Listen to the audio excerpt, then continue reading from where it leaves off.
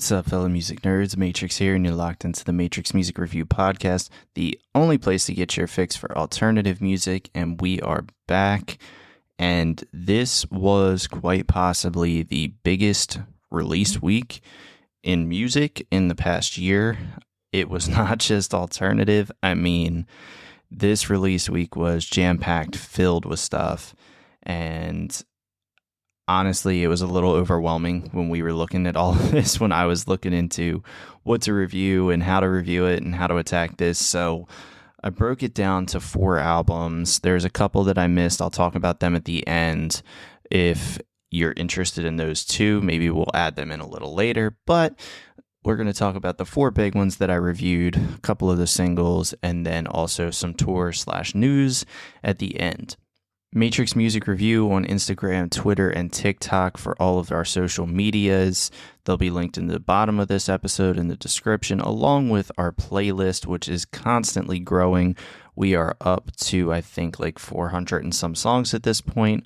All songs that have been either talked about on this podcast or that I'm listening to and that I really enjoy from this year. And as I always do, head on over to Spotify, Apple Music, give us a 5-star review or like the podcast, subscribe, and if you feel like leaving us a nice comment, that would be great. And also share this podcast with your friends so that we can continue to grow our little community here and keep everybody up to date on all the great new alternative music. With that, I'm going to jump right into our album reviews and talk about the first album that I listened to, which was The Noble Art of Self-Destruction from Holding Absence. In a singular word, this Holding Absence album was incredible. This album is hard rock at its finest because I don't really know how to classify this record. It is kind of somewhere between this rock, hard rock, metalcore. It's somewhere in between that. And honestly, it just works. That's the best way that I can describe it. It just works. There's so much emotion behind the delivery in each of these songs that I really just connected with right away.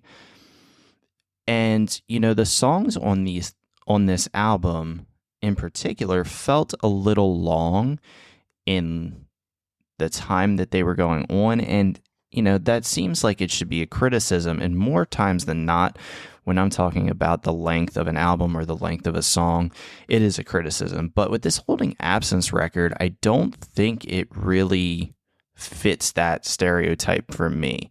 I think the longer songs actually give it more life and make it more enjoyable to listen to. I think if these were shorter, it would still be a good record, but I think it wouldn't be it wouldn't feel as polished to me. And with these longer tracks, it feels like a very well-produced, completely polished record here. You know, I talked about in the very beginning of the year A Crooked Melody on one of our single reviews, and that song is still one of the top tracks of the year for me. I have just fallen in love with that track all over again with this album. And, you know, there's not much I need to say about it. If you want to hear more about that, go check it out in the review that I did for it in the single roundup. But, you know, this album is so much more than just that lead single or the lead singles. I know there were a bunch that came out prior to this album dropping. And, you know, False Dawn is kind of a show-off for that. I know it was released, but it's kind of a show-off track. And what I mean by that is the storytelling's on display. The chorus bursts in with this save your faith, I'll just let you down again kind of feeling. And that kind of sets this tone for this whole record, which is this kind of lost and internal dwelling, but hoping for a better future and trying not to get caught up in all of the mental bullshit that we all go through. And I loved in False Dawn it's towards the second verse, I think it is. There's like a rhyming scheme where we put in hoaxing with provoking and all this other stuff. And it really just goes to show creativity from Holding Absence here. You know, they've been doing this for a little bit now. This is the 3rd record from them, 3rd album in this era or whatever we'll call it. So it was the 3rd of 3, which you can actually see on the album cover. If you look closely in the corner, there's a 3 out of 3. And so it just kind of fits and finishes that mold. Scissors is another song that really stood out to me. I think it was a heavy, self-reflective song, and it just has this really heavy guitar riff in the production that stood out to me right away. And this guitar riff in particular, it's towards the end of the track. It almost sounds a little bit to me like an alarm which is going off, which kind of fits perfectly with this track, because this track is all about cutting the cord and all these other different things that, you know, you're trying to sound the alarm in your head that, like, okay, stop, take a step back, let's not jump right into this, you know, hopelessness feeling. But then you have this song that flows right into a song like Honeymoon, and Honeymoon is just this very soft, slow reset that kind of brings us back down to earth and brings us back to this more calm state before we jump right into a song like Death Nonetheless, right? Like Death Nonetheless has a line in it that says, "Let this sickness in my mind metastasize." And obviously, you know, I'm a word junkie when it comes to things like that. And, you know, I'm a little bit of a scientist and have a science background. So hearing metastasize in the track is definitely a standout to me. You know, that kind of brings everything back to the front and brings it to my attention. It makes me stop and say, okay, wait a minute. What are we saying about metastasize and what is going on here? And in Death Nonetheless, that kind of fits the whole feeling of that song.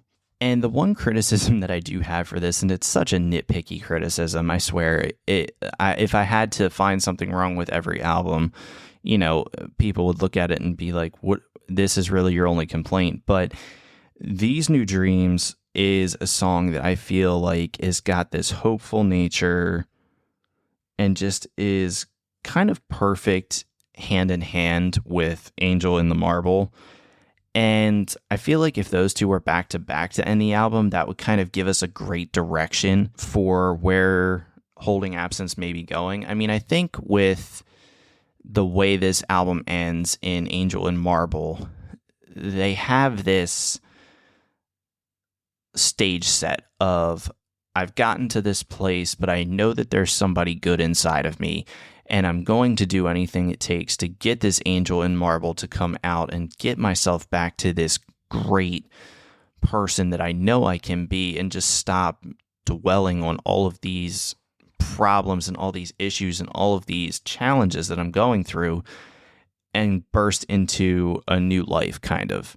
So I think that really makes me interested, now that this third album out of 3 is completed, to really see the direction that Holding Absence takes next. You know, all 3 of these albums have been such solid albums that I think they've kind of set themselves up for expectations that are almost exponential. I think the next step for them is just jumping into that next level of popularity. I mean, we know that they are going on tour with Census Fail, and I think Thousand Below. I think that's what that tour is. And that's fantastic. But when they do a headline tour, what type of venues are they playing? Are they playing smaller dive bars, or are they playing like amphitheater type stuff? I think they should be playing amphitheater. I think everybody would go check them out there. But it'll be interesting to see where they go with that. Overall, this album is a serious album of the year contender. It has been one of my favorite listens of the year, let alone this week. And I think when we're looking at grading, I think we're looking at an 8.8 out of 10. And that's easily, I think, the highest that we've done so far. I think the highest that we had was last week, and I think it was an 8.7 with Point North and their new album. But I think this one stands out ahead of Point North to me. So 8.8 out of 10 for Holding Absence here. Spectacular record. If you haven't checked it out yet, go give a listen to The Noble Art of Self-Destruction by Holding Absence. Next album is A Call to the Void by Hot Milk. This is Hot Milk's proper debut album after putting out singles and EPs and all of these different things. And Hot Milk is a group that I don't know you can really pigeonhole into one specific genre or even subspecialty. The way I wrote down my thought on what their sound was is they are a funky metal pop electro punk group. And I don't know how many words I just used there, but that probably doesn't even capture half of what Hot Milk is. They just blur so many genre lines that it's kind of interesting to hear how it all works. We get a breakdown immediately in Horror Show. And we also get some electronic vocals in that as well. Like, we actually get like electro synths behind some of the vocals, which sounds really good. But my standout was Alice Cooper's Pool House. It is such a fun, angsty track about this almost dreamscape, right?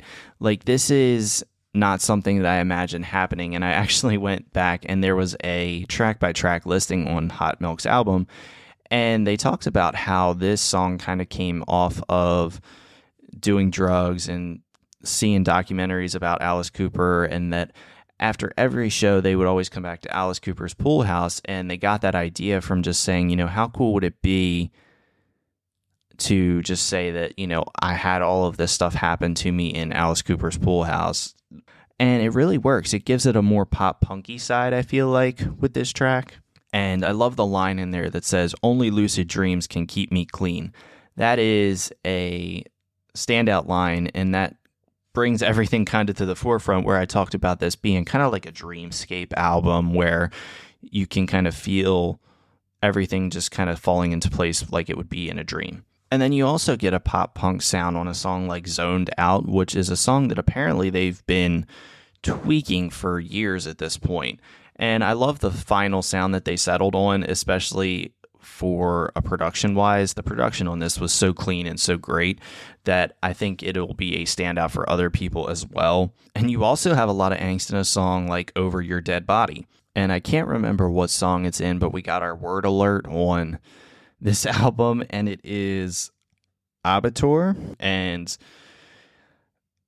I had to look it up. I had no idea, and it's basically the British term for slaughterhouse, which is very interesting. I was not expecting it to be a word like that, so I love that we got that. And kind of finishing up the track by track here, Amphetamine is such a gorgeous track about the state of the world, really. And Julian from Loveless and Loveless feature on this track. And this isn't the only track that we're going to talk about with Loveless this week, but I think it's important to talk about Loveless at this point in the sense that they are kind of the it band right now, or the it group. And what I mean by that is a lot of artists, bands are reaching out and getting a Loveless feature on their song, or they're getting Julian to feature on the song.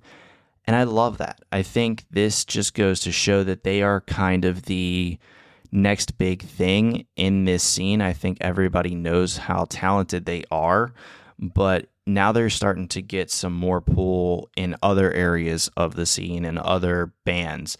You know, I'm going to talk about it with the Word Alive album where their song was here, but they're starting to pop up more and more in albums and in tracks. And when you see somebody like Julian from Loveless, or Loveless in general, pop up on a track list, of course it's going to attract your attention, and you're going to reach out and look at that song. Probably one of the first ones you're going to listen to, unless you're like me and you have to listen in order. But either way, I thought that was kind of great to hear their connection on that, as well as the emotional ender. I saw Hot Milk talking about how basically this was supposed to be a 10-song album, but when there was a death in the family and they needed to write something to kind of get all of this pain and all of this emotion out, it was a no-brainer to put this on the album. I think it's a fantastic way to end. I love when bands end with a slower track. It kind of brings us back down to earth and sends us on our way in a somber but more mellow state of mind. So overall, this was a really solid debut from Hot Milk. I'm really excited about their trajectory as well. This was about an 8.1 out of 10 for me. Again, solid debut. Love this album from Hot Milk. If you haven't heard it yet, go check out A Call to the Void from Hot Milk.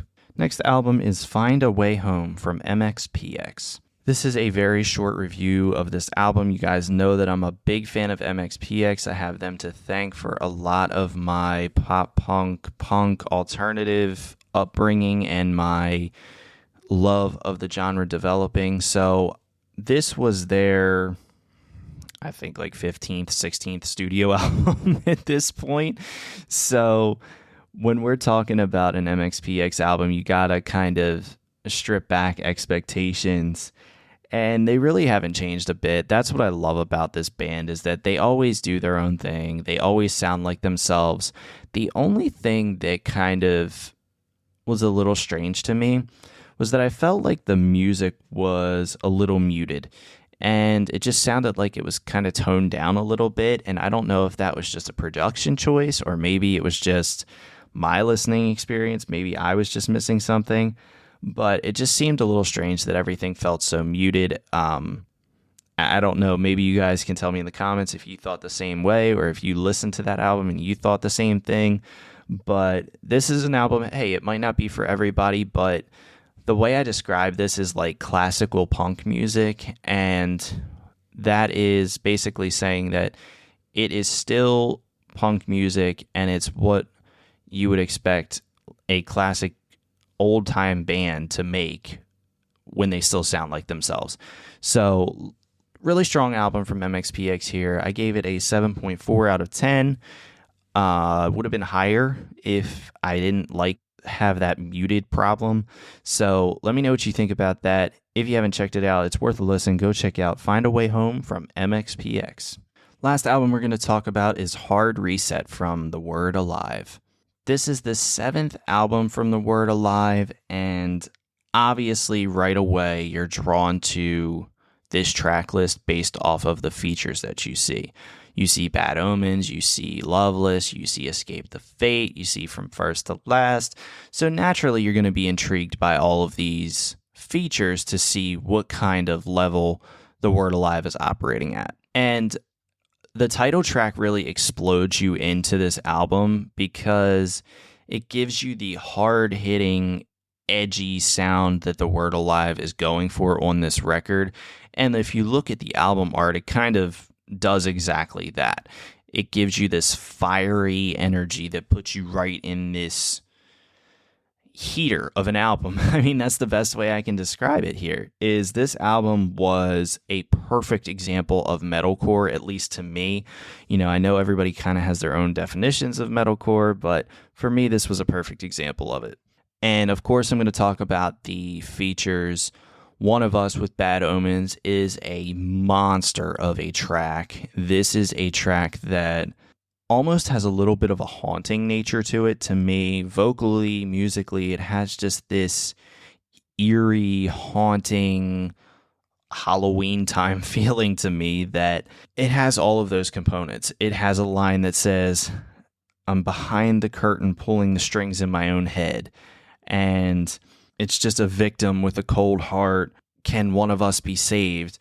And it kind of is a perfect example of Bad Omens putting their own twist on a Hard Reset song on this Word Alive album, because we all know that The Death of Peace of Mind was kind of that like haunting record, and you get that same feeling on One of Us. And The Word Alive up until that point really hadn't dipped too much into that sound, but when you bring in a Noah Sebastian and a Bad Omens, it's inevitable that they're going to have some sort of influence here, and One of Us hits that perfect. Continuing on about this haunting nature of the track, I don't know if it was Noah or if it was The Word Alive. I cannot remember who it was, but there is a scream at about 2:30, finishing off one of the words, and that scream to me sounds more like a shriek, and it adds so much to the song, and it just kind of hammers home that point of this entire album being a haunting feel, or this entire song being a haunting feel. Because after that, I feel like we still kept up with that theme all the way throughout. You know, I'm not going to talk too much about the Loveless track. I like it a lot. I think it is another great example of why Loveless is the it band right now, as I talked about a little bit before.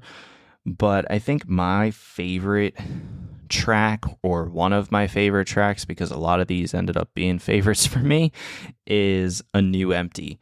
A New Empty has this perfect chorus that almost is a little sing-along-y. I don't know how to describe that. That sounds so young and juvenile to say it's a sing-along-y song, but it's definitely one that you can sing along with, vibe to. It feels like I'm cursed with a losing love. That's a line in this track that really just kind of hits you. And as somebody that is in a happy situation, if I was in a sad situation or I was constantly going through breakups and I hear a song that says, I feel like I'm cursed with a losing love, that would probably be a song that I would be drawn to a lot, even though personally I'm drawn to it now. But this is a perfect example of why the Word Alive is so good at what they do. I mean, they just keep you thinking. And that's kind of where this review stops, because I don't want to go track by track with an album like this, because this album is so good.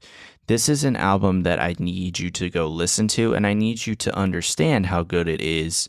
And the only way you can understand how good it is to listen to it for yourself. I can tell you that this song's good. I can tell you that that song's good.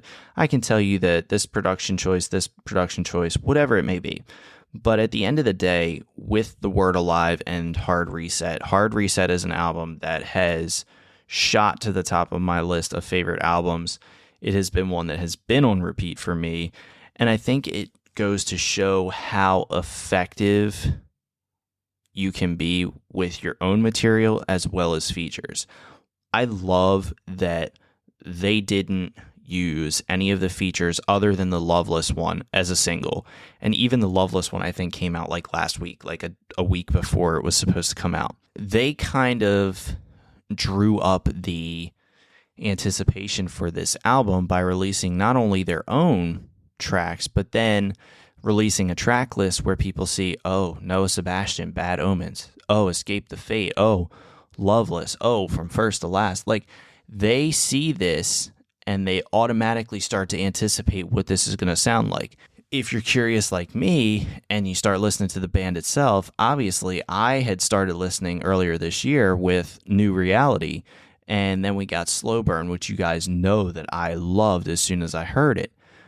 But now that I have the full package here, I couldn't be happier with it. This was one that I think was 13 tracks, which is a little bit over my sweet spot, but it works because of the features and because of how well done and well produced this album was. Going on a lot about this album, I think you guys know where this is headed. Highest review that I've ever given to an album on here. I think this is probably the highest I would give all year. I'd have to really consider some of my other ones, but this is going to be a 9 out of 10. And this is one that is absolutely gigantic. I think it's one that will continue to be played for me for years. It's one of those timeless albums. So if you haven't checked it out yet, go check out Hard Reset from The Word Alive. Now, before I end the album reviews, I just want to mention these two albums really quick that I did listen to. Bury the Darkness new album, I listened to just once. I think that's one that I may want to do a review of in the future, but I'd have to listen to it a little bit more. There was, like I said, so many albums and tracks that were released this week that I kind of had to stop somewhere, and that was where I stopped. Asking Alexandria put out their new album, and honestly, I'm not going to review it unless you guys really want me to. I didn't connect with it a whole lot. I can go back and listen to it. Like I said, if you guys want me to, I'll put a review out. But for some reason, I just really didn't connect with that album a whole lot. So I'd rather spend time talking about things that I did enjoy than things I didn't. So not going to put a review out of that album unless you guys really want me to. So those two albums I did listen to. Bury the Darkness may be coming. Asking Alexandria, definitely not. So we're going to jump over now to our single reviews because there were a ton of those as well. And we're going to talk about our first one, which is Virgo Summer from Fat Nick. Fat Nick's somebody I've been following for a while now, and I love the song of this I love the sound of this song, Virgo Summer, here. I think it's a perfect end of summer track, and hopefully you guys go check this one out, Virgo Summer from Fat Nick. Next up is Respawn from late 90s. This is a band that has firmly planted their flag in my radar. I am very curious to see where late 90s continue to go. They have been one that I've been paying attention to a lot this year, so I'm excited to see the direction they're taking. I love their sound. I love their style, and so go check out their new one, Respawn, from the late 90s. This one's a grouping because I'm not talking about each single individually. The new ones from Beartooth, Of Vice and Men, Spiritbox, Silent Planet, and The Devil Wears Prada with Dayseeker. Look, these are not songs that I need to break down individually. These are not songs that I need to talk about extensively. All of these songs came from giants within our scene. All of these songs are extremely well done. They're extremely good. Ask me to pick a favorite out of these. I'm probably going to go with Of Mice and Men or the Dayseeker collab Salt. But it's really a toss-up because all of these are spectacular, and it really shows off where these bands do their best work. So go check all of those out. New ones from Beartooth, Of Mice and Men, Spiritbox, Silent Planet, and Devil Wears Prada featuring Dayseeker. Next track is Chewing the Scenery from SeeYouSpaceCowboy. Love this track from SeeYouSpaceCowboy, and I love how different this band is. They are totally different than anything out right now. You get screams, you get a little electronic in there. They're not as pop sounding as Hot Milk when we talked about them having electronic. They're more on the heavier screaming side, which is very interesting with some of these electronic things. But I love this track from SeeYouSpaceCowboy, so go check out Chewing the Scenery from SeeYouSpaceCowboy. Next track is Red from Woe Is Me. Now, obviously, we got Ghost from Woe Is Me in April, which was the first track in about 10 years from this band. But Red is a killer follow-up. I love this track. I'm so happy to have Woe Is Me back in this scene. Excited to see their trajectory here and see what kind of material we get next. So go check out Red from Woe Is Me. Next track is Relapse from Wake Up Hate. This is another one of those tracks that kind of follows that haunting vibe that we've been getting this week. It's got some spooky production. That's really the only way I can describe it. And you get these mentions of parasites, and there's also some spooky production after choruses. And I love this sound. This is another sound that really, kind of sets us up for this fall time that we're getting ready to jump into. And I love it from Wake Up Hate. So go check out their new one, Relapse. Next track is Friend Request from Jack the Underdog and Glitch Gum. This is a quirky song, a pop punk song that really has a ton of video game references in it, video game sounds, but this is a perfect jamming out song. I love this from Jack the Underdog and Glitch Gum here. Friend Request has been one of my highest played songs this week, even with some of these heavy hitters out. So if you haven't heard it yet, go check out Friend Request from Jack the Underdog and Glitch Gum. And our last single is our discovery of the week, and it is a song called Final Lullaby by Heartless. I'm really interested to go back and see what Heartless has in the chamber, because there's a lot of material left that I haven't paid attention to yet. But this was my first introduction to him as an artist. I enjoyed this sound a lot. The chorus has a line that says, "These broken hands of mine hold tight for a goodbye and our final lullaby." And that's just an interesting thing. I don't really remember hearing a lot of mentions of broken hands when we're talking about saying goodbye to someone or, breaking up. But it's kind of a nice little visual there of somebody like with breaking hands and, you're breaking everything. But interesting sound, interesting lyrics here from Heartless. Like I said, I'm going to do a little bit of a deeper dive back into what he has in his past. Check those out. But in the meantime, go check out Final Lullaby from Heartless, our discovery of the week. Wraps it up for our music review this week, but I got 2 tours to talk about and one little minor news thing to mention. So we're going to start with the news, and the one news thing that I wanted to mention is Paramore says that they are back in the studio. That came from an article, I believe, out of Alt Press, if I'm not mistaken. Interesting to see where Paramore goes from here. Obviously, they have been on tour with Taylor Swift. They put out their album this year, which you guys know was on the first episode of this podcast, which I reviewed. So if you haven't checked that one out, go check it out. And I don't know. I'm interested to see where Paramore goes, because obviously that album was different than what our scene standards would have considered it, but I still think it was a solid record. I don't think it was my favorite album of the year, but it was still solid overall. And then one last piece of news is, if you follow Blink-182 on any of their social medias or any of the members of Blink, you know that there has been some rumblings of album pressings being out and rumblings of October being when we're going to get this new Blink album. If that's the case, I think everybody is in store for something great. Looking forward to reviewing a new Blink album, especially if Tom's involved, so get ready for that. And lastly, we got 2 tours to talk about. We have a new tour announcement from This Wild Life with support from Broadside, Worry Club, and Not My Weekend. Definitely an interesting tour lineup. This Wild Life was awesome when I got to see them earlier this year on the Ocean Avenue tour. Definitely looking to check them out when they come to my area, and you should as well. And the second tour was just announced today, and that is a co-headlining tour from Can't Swim and Belmont, and they have support from House Parties on that tour. So if they're in your area, go check it out. Wraps it up for us here on Matrix Music Review this week. I hope you all enjoyed the reviews. I definitely had a lot of fun this week with reviewing these albums and all these new singles. This was one of the biggest weeks that I've ever had in terms of new music and new material to review, as well as just being a music fan. You know, you guys know I do country as well. We had Zach Bryan, we had Turnpike, we had Morgan Wade. I mean, there were just so many albums this week that were released, and it was all great music. And I think that's what's most encouraging to me, is that there really wasn't anything this week that I was like, oh, this is terrible. And that's great, because that just means that we're in a great spot, especially in our little alternative scene here. So go follow Matrix Music Review on Twitter, Instagram, and TikTok. Stay up to date on all the day-to-day news in the alternative scene, day-to-day releases. Instagram's where I am the most active and where you can stay up to date on all of my new tracks that I like, all the tour announcements as they roll in. I put all of that up there.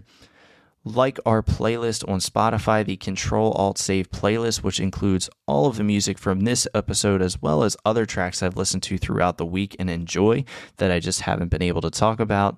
And make sure on Apple Music or Spotify, if that's where you're listening, to leave a 5-star review. Leave us a comment. Let us know how I'm doing here. And before you go, make sure you share this podcast with a friend so that we can continue to grow our little community here. As we always do on Spotify, I'm going to have a band play us out, and this week it is going to be One of Us from The Word Alive featuring Bad Omens. I will see you guys next week.